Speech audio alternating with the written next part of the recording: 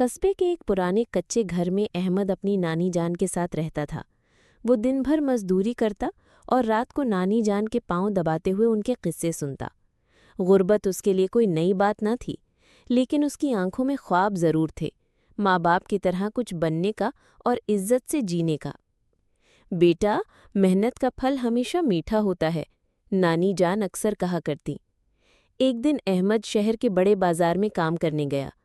گرمی کی شدت میں ایک کار آ کر رکی اور دروازہ کھلتے ہی سفید لباس میں لپٹی ایک لڑکی باہر نکلی۔ اس کی آنکھوں میں ایک عجیب کشش تھی۔ وہ زہرا تھی، امیر باپ کی اکلوتی بیٹی، جو غربت کے اس ماحول میں جیسے چاند جیسی چمک رہی تھی۔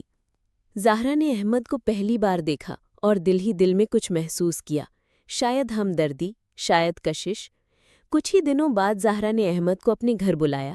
میرے باغ کی دیکھ بھال کرو گے؟ وہ مسکرا کر بولی۔ احمد نے ہچکچاتے ہوئے ہاں کر دی۔ یہ روز کی ملاقاتیں، باتیں اور نظروں کا ٹکراؤ سب کچھ ایک خاموش کہانی میں بدل رہا تھا۔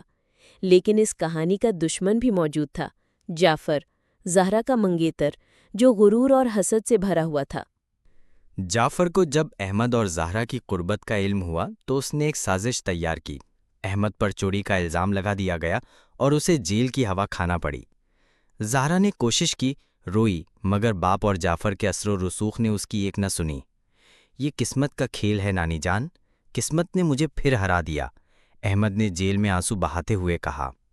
نانی جان نے رات دن دعائیں کی۔ ایک دن زہرا کو وہ ثبوت ہاتھ لگ گیا جس سے احمد کی بے گناہی ثابت ہو گئی۔ اس نے عدالت میں جا کر سچ بیان کیا اور احمد کو رہائی ملی۔ اب احمد وہ احمد نہ تھا، وہ ایک نیا انسان بن چکا تھا۔ زمانے کے فریب، درد اور دعاؤں نے اسے فولاد بنا دیا تھا۔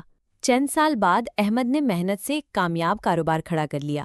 شہر میں اس کا نام ہونے لگا۔